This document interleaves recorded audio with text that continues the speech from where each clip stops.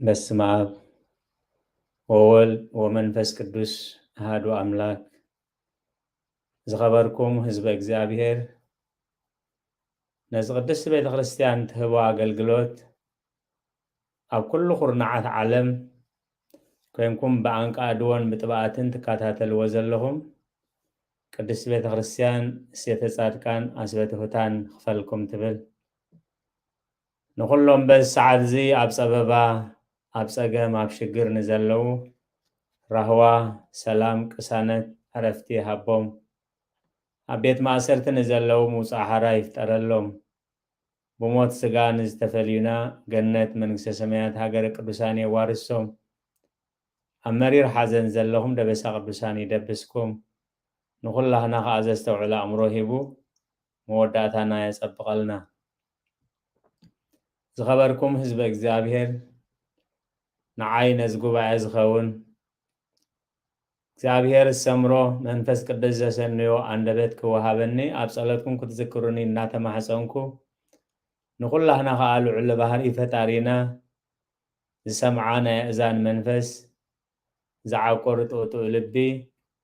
ዘተግብር ሰናይ ሕሊና ክህበና ናይ እግዚአብሔር ቅዱስ ፈቃድ ይኹነልና። ኣብ ዝሓለፈ ግዜና ከም ፈቃድ እግዚአብሔር ቅንዕናን ዘለዓለማውነትን ስርዓት እግዚአብሔር ኣብ ዝብል ኣርእስትና ካብ መዝሙር ዳዊት ምዕራፍ 19 ቁፅሪ 8 ስርዓት እግዚአብሔር ቅኑዕ እዩ ንልቢ የሐጉሶ ከምኡውን ኣብ መዝሙር ዳዊት 104 ካብ 19 ክሳብ 24 ኣብ ዘሎ እግዚአብሔር ኣብ መንጎ ኣራዊትን እንስሳን ሰብን ኣብ መንጎቶም ንዓለም ከብርሁ ዘዳለዎም ፀሓይን ከዋኽብትን ዘሎ ስርዓት መበገሲ ብምግባር ስርዓት እግዚአብሔር ቅኑዕ ምዃኑ ስርዓት እግዚአብሔር ዘለዓለማዊ ምዃኑ እቲ እግዚአብሔር ዝሰርዖ ስርዓት ከዓ ንዘለዓለም ከም ዝነብር ርኢና ኣብቲ መዝሙር ዳዊት 104 ዝረኣናዮ ካብ ቁፅሪ 19 ጀሚሩ ወርሒ ንመመገዲ ግዜያት ገበረ ፀሓይ ምዕራባ ትፈልጥ ጸልማት ትገብር ለይቲ እውን ይኸውን ብኡ ኩሎም እንስሳታት ዱር ይዛወሩ ሽደናት አንበሳ ንምዝራፍ ይጓዝሙ ቆለቦም ከዓ ካብ ኣምላኽ ይደልዩ ፀሓይ ትበርቕ ይመለሱ ኣብ ጉድጓዶም ድማ ይድቅሱ ሰብ ናብ ተግባሩን ናብ ኩሉ ዕዩን ክሳዕ ምሸት ይወፅእ ወእግዚአብሔር ግብርታትካስ ክንደይ ብዙሕ ንኩሉ ብጥበብ ገበርካዮ ምድሪ ብጸጋኻ መሊኣላ ኣብ ዝብል ኦ እግዚኦ እጹብ ግብርከ ወኩሎ በጥበብ ገበርከ ኣሰራርሓኻ ድንቂ እዩ ንኩሉ ከዓ ብጥበብ ገበርካዮ ዝብል ካብ ዝተበገሽና ከም ፈቃድ እግዚአብሔር ርኢና ነርና። ሎሚ ከም ፈቃድ እግዚአብሔር ንሪኦ ከዓ ምትምያን ስርዓት እግዚአብሔር ስርዓት እግዚአብሔር ቅኑዕ እዩ ስርዓት እግዚአብሔር ዘለዓለማዊ እዩ ግን ስርዓት እግዚአብሔር ንምትምያን ብዘይ ዕረፍቲ ከዓ ክስርሓሉ ፀኒሑን ኣሎን ክነብር እዩ ማለት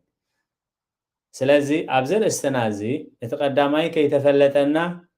ስርዓት እግዚአብሔር ክንትምይን ከይንፍትን ከምኡውን በቶም ስርዓት እግዚአብሔር ዝትምይኑ ግዳያት ከይንኸውን ምእንቲ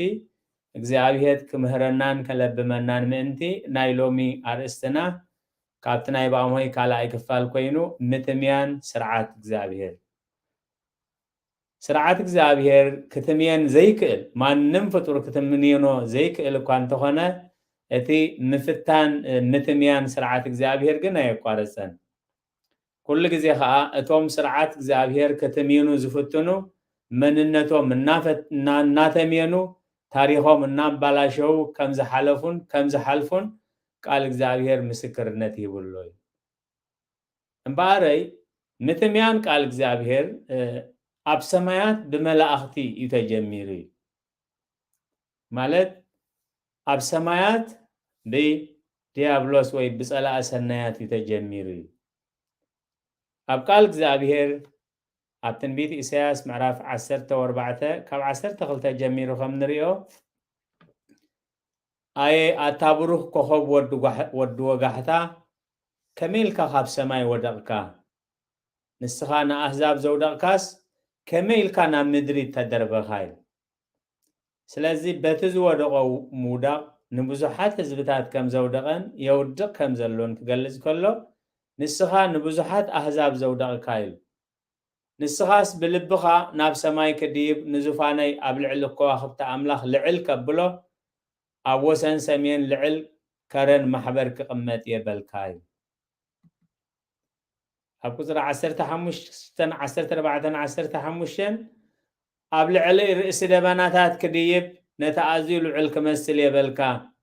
أي فالكا نابسيول نابت معامق مدردا كدربع إخاي سلازي أبزر استزي اتقزابير زسرعو سرعات أملخو فتاري كأزز فطور كأزز فتاري كملخ فطور كملخ زقبؤو نتلو عل كمسل نتي أملاخنت ناي مخان سسعتي حيزو أبكندي زملخ كملخ مدلايو أبكندي زئزز كأزز مدلايو أزيز حساب أزي خاء ولا مخان أبي ونتحت مدر نسيول تتغليلو مستدربيون كمزي يقارصو مخنياتو وانجيلاوي قدس ماتيوس أم معراف 4 تقيسلنا خمزلو نقويتانا يس كريستوس لعل كارناوسيو انت سجد كالي إذا كلو ناتا إمو كهبك عيلو نفتاريون كفتاريون كي ثلاثة أملو خوز صبا كم زخوانا وانجيلاوي قدس ماتيوس أغميت لنالو كساب قويتا يس كريستوس كاباير حق السيطاني لو خساب زغنحو نزب بتبرا يعيو كم زلو يعيو كعيون كم زخوانا سلازي ازي اب تنبيت إساياس زلو لك اعتماسا سالي تقصي اب هزكيل معراف 28 قصري 14 نسخا زصلل قبو كيروب نبركاي كيروب مالت ملأخ أملاخ مالت كيروب نصل كخون كله نبوزحات كروبيل يبلوم مالت وتم أبزور يا مقدسو فليات كامل أختي شديش شخم في زلوام بخل وجنو ما عند زلوام أبزوريات زفان زمسجنو زقربنا بجزابير زسلتنا بجزابير كم زنبرة نسخة زلل قبو كيروب نبركا أنا أبقدس كرن أملاخ فرقها أما أخلت أمان حوها تمالالس كاي أسعباب بيلو أبقزر 15 أبهسكيل معراف 28 تاني نازل لنا كابتاز تفتر كالا معالت جميركا كساعة أبساز ترخبكا جزي بمقدخا في الصوم نبركاي انتخوانا ببزحنا قدخا وشتخا بعمز عمل أمو حاتيات قبركا سلازي أتا تسلل كيروب كابت خرن أملاخ كم رخص دربخوها أما أخلت أمان حوها أدفأكوها زابير زستوعلو أمري هابرنا سلازي نتك زابير زهابو لعلنا نتك زابير زهابو كبري نخبر أملاخ تتقيمو كمتك زابير زسرع سرعات نكزابير تأزيزو نكزابير أمليهو كبرون صقون عقيبو كنبر زقبو زنبره نتي سرعاتنا يملخو سلازي لوطوي كتميمنو سلازي فتنه توحيفو نابسي اول كمستدربه يقال እግዚአብሔር ዝነግረና ዘሎ እስኻን ብዙሓት ዘውደቕ ካይሉ ንባዕሉ ወዲቑ ስቕ ኣይበለን ኣብ ታሪኽ ወለድና ከም ንሪኦ ኣብ ዘፍጥረት 3 ቁፅሪ 45 እቲ ተመን ድማ ነታ ሰበይቲ ኣይፋልኩም أملاخ دا كاب أمس تبلعو معلت عينتهون كم زخفتا كم أملاخون كم تخونو صبقون كفؤون كأخم تفلتو سلز فلت إمبر كتو أيتموتني هم إخزابير زبالو كتموتي هم كاب كله أجنت بلعو كاب تام أخل زلا جنت جن كاب أكيد بلعو كاب أنت بلعهم موت كتموتي هم زنبرا نسجن كم أملاخ كتكوني هم موت أيتموتني هم كم أملاك تكوني هم እምበኣር ምትምያን ስርዓት እግዚአብሔር ማለት አንጻር ናይት እግዚአብሔር ዝሓገጎን ናይት እግዚአብሔር ዝመደቦን ስርዓተ አምልኾ ምኻድ ማለት እዩ ተፋቅሩ እናበለና ኣብ ጽልኢ ትሕት በሉ እናበለና ኣብ ትዕቢት እሙናት ኩኑ እናበለና ከሎ ኣብ ኣበሳ እንተ ደኣ ተረኺብና ብምልኦ እዚ ምፍታን ምትምያን ስርዓት እግዚአብሔር ማለት እዩ ስለዚ እቶም ንስርዓት እግዚአብሔር ክትምይኑ ዝፍትኑ ስርዓት እግዚአብሔር ዘለዓለማውን ቅኑዕን ክትምየን ዘይክእል ስለዝኾነ መንነቶም እናንተምየኑ ታሪኾም እናበላሸው እዮም ዝኸዱ ካብዚ ከም ዝሰውረና እግዚአብሔር ኣብ ዘፍጥረት 3:14 ተረኣናዮ ውፅኢት ናይቲ ፈተነ ሽዑ እግዚአብሔር ኣምላኽ ነቲ ተመን እዚ ስለ ዝገበርካ ካብ ኩሉ እንስሳ መሮር ካብ ኩሉ እንስሳን ኣራዊት መሮርን ርጉምኩን ብከብድኻ ክትከይድ ኩሉ ዘበን ህይወትካ ድማ መሬት ክትበልዕ ኢኻ እዚ ስለ ዝገበርካ እዩ ስለዚ ካብዚ ቃል እግዚአብሔር ዝመሰረት ቅድሚኡ ተመን ከም ካልኦት እንስሳታት መሓውር ከም ዝነበሮ ምክንያቱ እዚ እንታይ ዝብሎ ዘሎ ብከብድኻ ኸይድ ዝብል ካብ መርገም ካብዚ ዝመፅእ ከም ዝኾነ ኩሉ ዘበን ህይወትካ ድማ መሬት ክትበልዕ ኢኻ እዚ ዕረፍቲ ዘይብሉ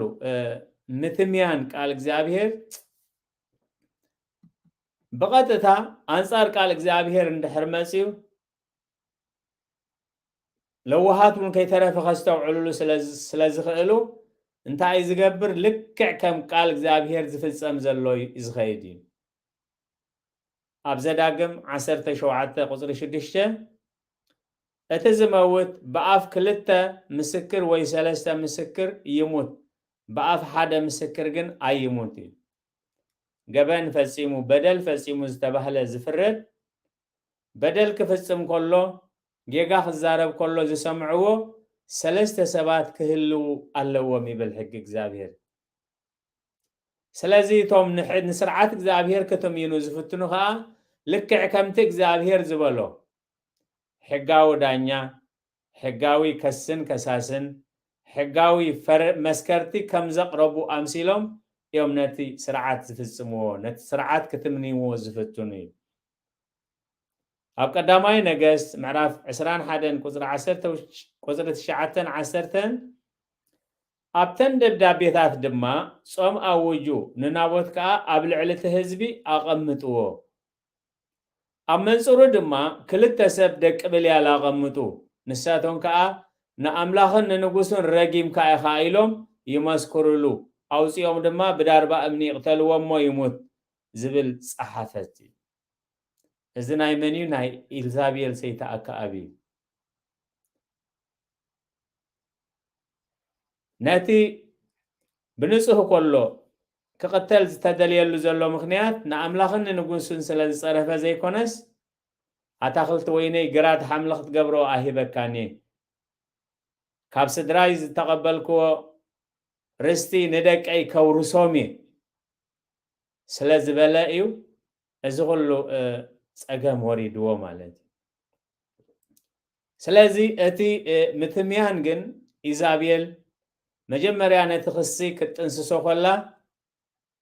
ንኣምላኽን ንንጉስን ፀሪሁ ዝብል መስቀላዊ ክሲ ነቶም መራሕቲ ሃይማኖት ንምድንጋር ንኣምላኽ ተፀሪፉ ዳ ንኣምላኽ ዝፀረፈ ኣብ ሕጊ እግዚአብሔር ንኣምላኽ ዝፀረፈ ሞት ይሙት ዝብል ስለ ዘሎ በቃ ንዓዓቶም ከምኡ ገይራ ሸፊናቶም እዩ ነቶም ሰበስልጣን ከዓ ንኣምላኽ ፀሪፉ ንንጉስ ፀሪፉ ስለዚ ብዘይ ኣገባብ ተቐቲሉ ከይበሃል ከዓ እንታይ ክኾኑ ኣለዎም 3 መሰኻክር ክህልው ኣለዎም ግን እቶም መሰኻክር ዝረኣይዎን ዝሰምዕዎን ዝምስክሩ ሓቀኛታት ምስክር ዘይኮኑስ እንታይ ኢልዎ ቃል እግዚአብሔር ደቂ ብልያል ኢሉ ዝሩጋት ሰባት እዩ ንጥቕሞም ክብሉ ዘይግበር ዝገብሩ ማለት እዩ ኣብ መንጽሩ ድማ 2 ሰብ ደቂ ብልያል ኣቐመጡ ንሳቶም ከዓ ንኣምላኽን ንንጉስን ረጊምካ ኢኻ ኢሎም ይመስክሩሉ ኣውፂኦም ድማ ብዳርባ እምኒ ይቕተልዎ ይሙት ከኣል سلازي إيزابيل بتي تنقلا كل تسرعة إغزابير عماليا تقبرو زلا مالت كسستلو دانيالو مسكرتلو نأملاخن نقوسن كتصرف كله سمعنا يزولو إذا وساني إذا مستبه بخاء بدار بقى من زغتلو شف تخالو إغزابير مسكن توم أبكباب زنبرو مرحت هايمانوت انت تداناغرو انت عشوكا إغزابير نقلقاليو ني إلياس ليخو غنا أبتي رستنا ينابوتي كي بصحو خلو أقاليمو مسرخبو رخيب كان ندو تاسأل أيك بالعكاب هو حاتيات نمقبار سلازتشتكا هو رخيبك كان نابوتي قتيلكا سرستخط ورس مسيخا سلازي دم كان دم إلزابيل سبيتغان أخلابات كل حسوة أما نزار أخاب قص مدري كسنو تأي سلازي تتعبيبو رستن عبوتي ورشو زي كونس مننتو تمينو رستو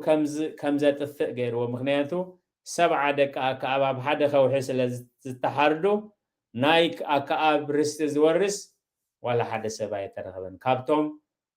زرقو ما مدرس زنته كم بعر ربعان وردنابات كم بعر كهن إلي حدا كاب أتومي أكابي زابير كاب زخمز سورنا أبزبنات كله سبات انتا يمز قبرو نحقق نسرعات زابير بتنساتهم قنوع يتكم يزمزلو كلوت ويفتني جن كلهم توم سرعات زابير كتمينو زفتنو مننتهم تمينهم تاريخهم أبالاشهم ترايم زحالفوي زابير كم زخابز سورنا أبتنبيت إسياس معراف 24 قصر عمشة حقس عيروم سرعات لويتهم نتزل علماو خيدان أفريسهم يمومو مدري بطم أزنبرو رخصتي زابير زستوعلو أمره هبنا أتي أبقزي نوح زنبرة رخصت مالي وزفاسس رخصت كل فطر كأمجدو أبالاشي نبره كل فطر كأخمجدو كابتك زابير سرع سرعة أملخو وصيو نبره كبر مسجانا نوعيهون زابير أملخنا لكن ننوح سأقاس لزبل حلو نوح جنا أكر مزابير موجس رخبه نوح جنا كابز رخصت زي ناس أنا بره سلازي منفس قدوس بأف نبي إسياس حقس عيروم سرعات لويتهم نتزل على ما وخيدان أفريسهم يمومو مدري بوتو ما أزنبرو رخصتي سلازي بزوح جزيه نسرعات إغزابير شلل كبهال إنا نريئون نسمعون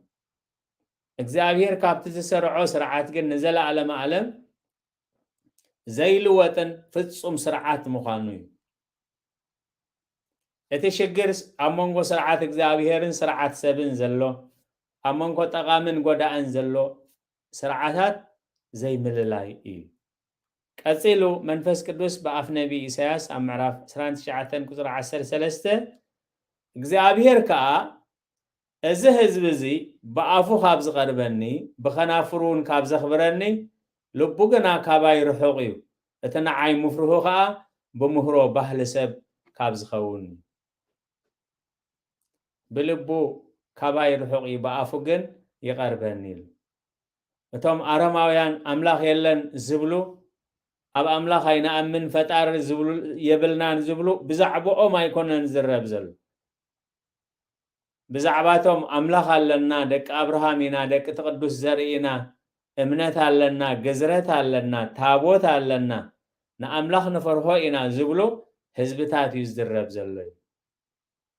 إذا حزب زي بأفو خابز قربني بخنافرون كابز خبرني لبولغنا خاباي رحوقيو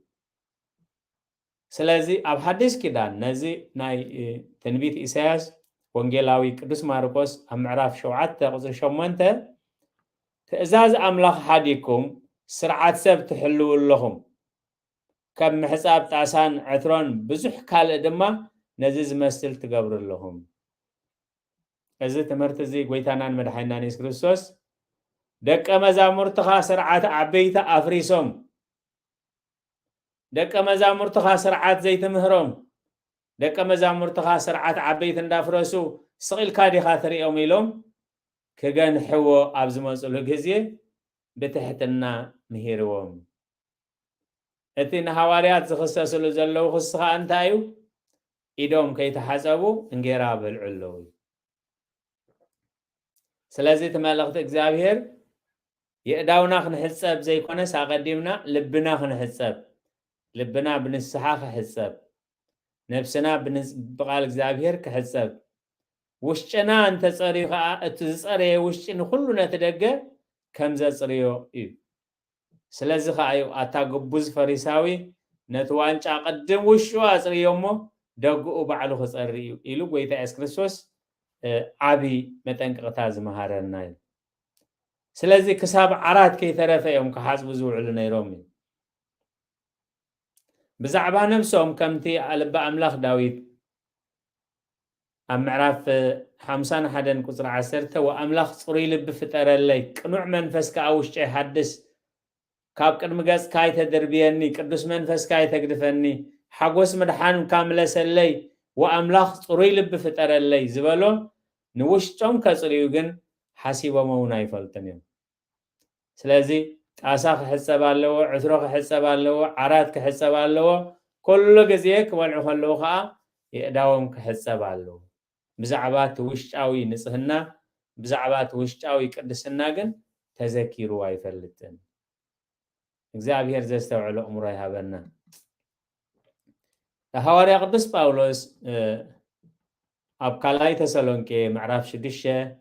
ብዛዕባቶም ብዘይ ስርዓት ክመላለሱ ዝደልዩ ብዛዕባቶም ክሰርሑ ዘይደልዩ ኣብ ግዜ ስራሕ ንግዚኦም ብወረን ብሸለልትነትን ክሕልፍዎ ዝደልዩ ሓደ ዓብይ ትምህርቲ ሂብዎ ኣሎ ኣብ ቁፅሪ 6 ካልኣይ ተሰሎንቄ ቁፅሪ 3 ምዕራፍ 3 ቁፅሪ 6 እምበኣር ሳቶም ኣሕዋትና ካብቲ ኻባና ዝተቐበልኩምዎ ምህሮ ዘይነብር ብዘይ ስርዓት ዝመላለስ ዘበላሓው ክትፍለዩ ብስም ጎይታና ኢየሱስ ክርስቶስ ንእዝዘኩም ኣለና ሓው ኮይኑ ብዘይ ስርዓት ዝመላለስ ንስርዓት እግዚአብሔር ብናቱ ስርዓት ክልውጥ ዝፍትን ካብዚኣቶም እንታይ ግበሩ ተፈለዩ ኣብ ሓደኹም እኳ ከይነኽብድሲ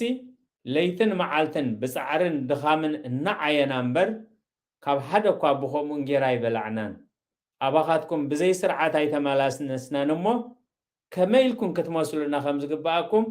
ባዕላትኩም ትፈልጡ ኢኹም ሐዋርያ ቅዱስ ጳውሎስ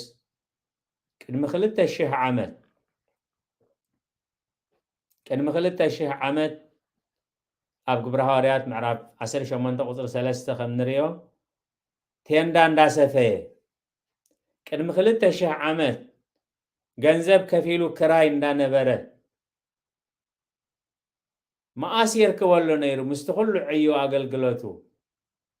ምስቲ ኩሉ ዝፅሕፎ ዝነበረ መፅሓፍቲ ቴንዳ ክሰፊ ኣበየናይ ሰዓት የርክበሎ ነይሩ ብጣዕሚ ዝገርም እዩ ስለዚ ሰሪሕካ ዘይምብላዕ ናብ ቀጠፍጠፍን ናብ ትህኪትን ስለ ዝመርሕ ሐዋርያ ቅዱስ ጳውሎስ ኣብ ሓዲኹም እኳ ከይነኽብድሲ ለይትን መዓልትን ብፃዕርን ድኻምን እናዓየና እምበር ኢሉ ካብ ሓደ እኳ ብኸምኡ እንጌራ ኣይበላዕናን ኣባኻትኩም ብዘይ ስርዓት ኣይተመላለስናን እሞ ከመይ ኢልኩም ክትመስሉና ከም ዝግባኣኩም ባዕልኻትኩም ትፈልጡ ኢኹም ስለዚ ሎሚ ብስስዕትን ኣብ ቤት እግዚአብሔር ከይተረፈ ብምትልላልን ዘይግባኣካ ምድላይን ዝተፈላለዩ ዘይግባኣካ ምድላይ ገንዘብ ጥራይ ዘይኮነ ዘይግባኣካ ክብሪ ዘይግባኣካ ስልጣን ምድላይ ብምትላል ክትነብር ምፍታን ብምሉኡ እዚ ኣንጻር ስርዓት እግዚአብሔር እዩ ቀፂሉ ሐዋርያ ጳውሎስ ሓያሎ ካባኻትኩም ብዘይ ስርዓት ከም ዝመላለሱ ዙሮት እምበር ሓንቲ እኳ ከም ዘይዓዩ ንሰማዕ ኣሎና እዩ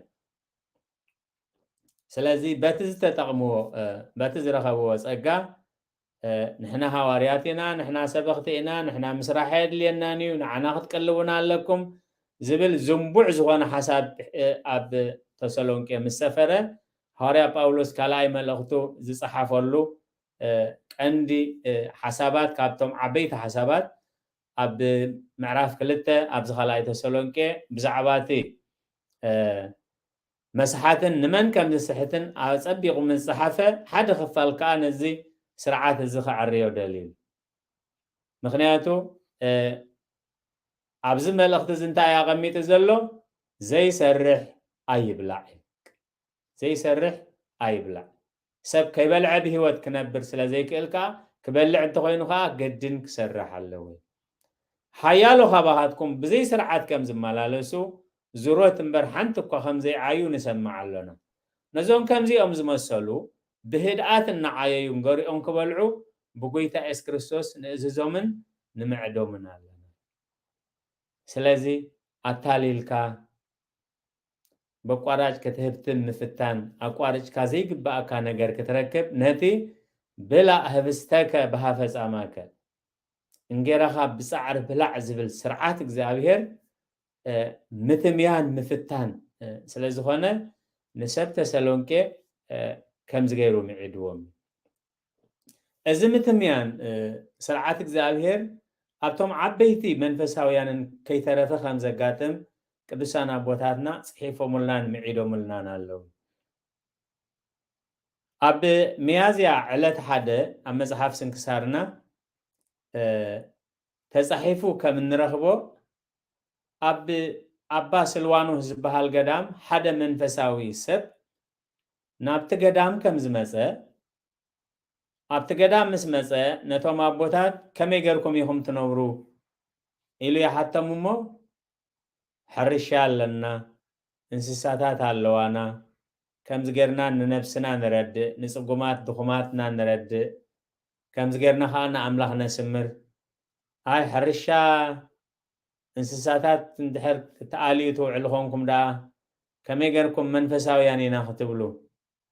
እግዚአብሔር ኮን ዕዋፍ ሰማይ ረአዩ ይዝበለና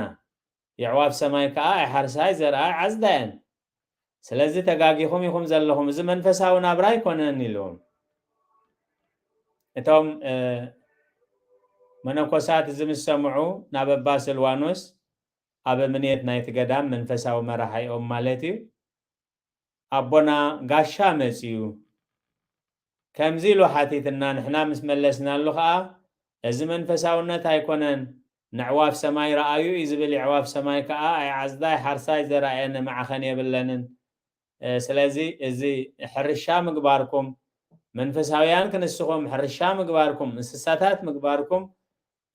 ጌጋ ኢኹም ዘለኹም ኢሉና ምስ በልዎም ኣባ ስልዋኖስ ብህድኣት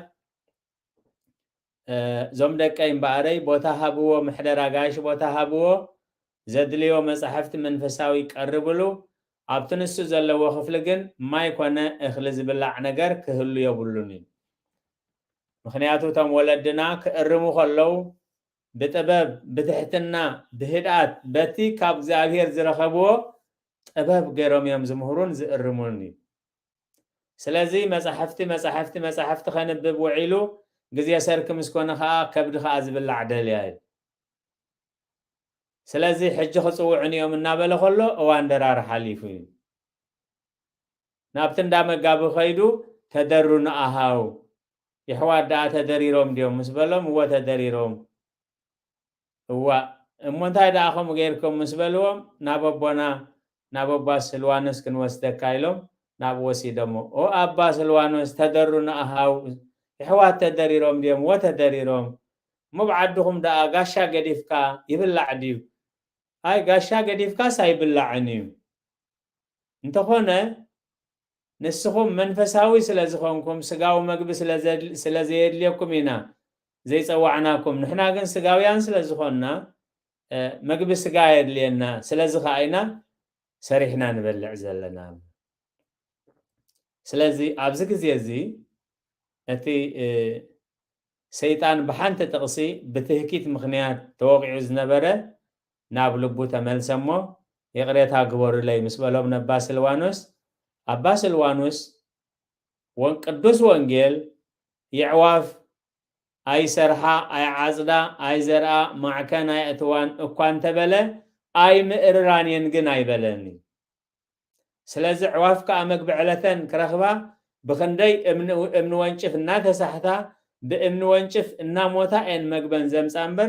أب سفرن كلوا زمس علنيل سلازع أبا سيطان بزت أغسز أركيغو نتك زابهر سريحنا خنبال عوزا أزز الناس رعات كم تسحت غيروكا الليلو أريمهم كابشوعز جميرو نفسون نحجزه نخالطون نحجزه أبت منفساوي هيوتون انتاي زبل بصو زي رد نفسوي مالت التسرعاتنا قداماويانا بوتاتنا زسرعو حدا منكوس وي حدا فلاسي انتو حدا نعقون نخالق حدا سبن كردا اللو مالت اتوم صقومات اتوم سنكلان بخمو سلازيردو انتو حدا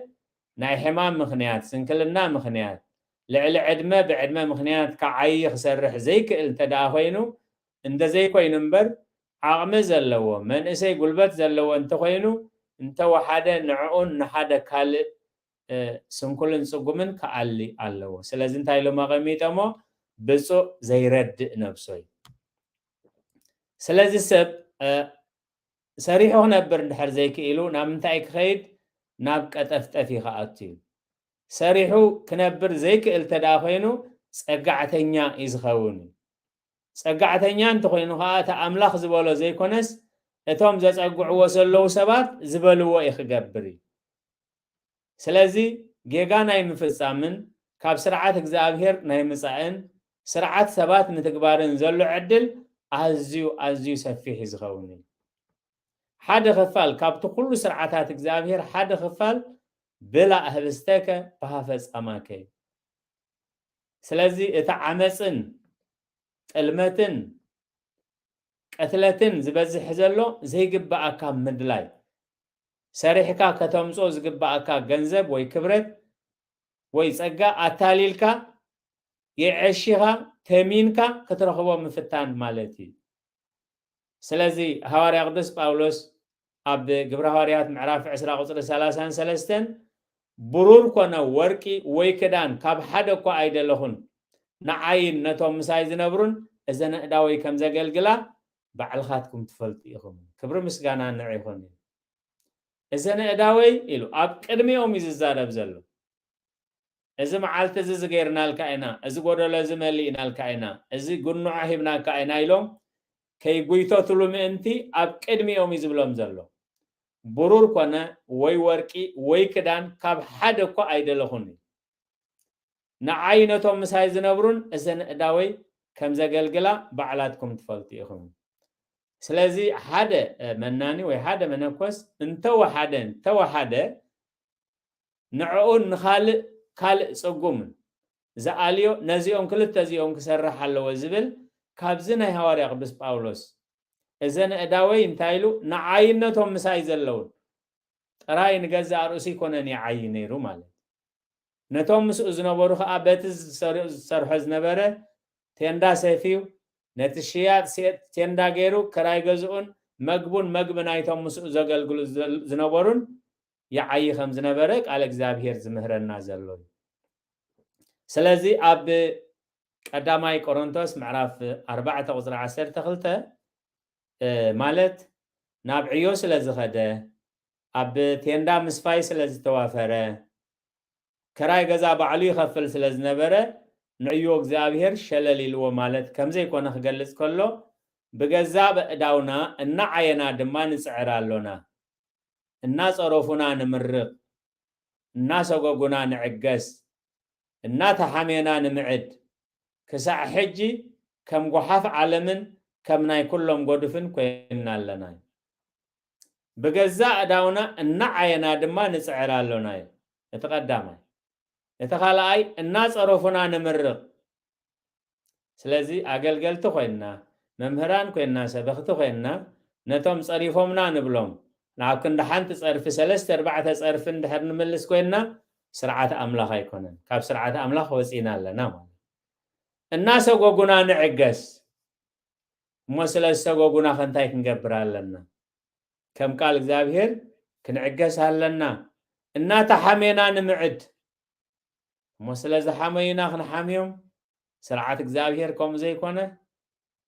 كساب حجي كم قحف عالمن كم ناي كلاتهم من قدف كنا علنا بجزاء دونا نعينا دما نسعر علنا سلقالاتو እግዚአብሔር استمسجنا يكون دخبركم حزب እግዚአብሔር مباري كابت بزح زتمين زلو كسع مود نمتميان سرعات እግዚአብሔር زقبر وسقاساتن قوياتاتن كنلب ملو نحنا بعلهنا بفلات كونه بدفرت بزي فلات كونه بسحدت بتقمي كونه بشمت سرعات እግዚአብሔር كنلوت كنتمين يلنا خينفتن بتوم سرعات እግዚአብሔር زتمينو خا قدايات كينخون منتي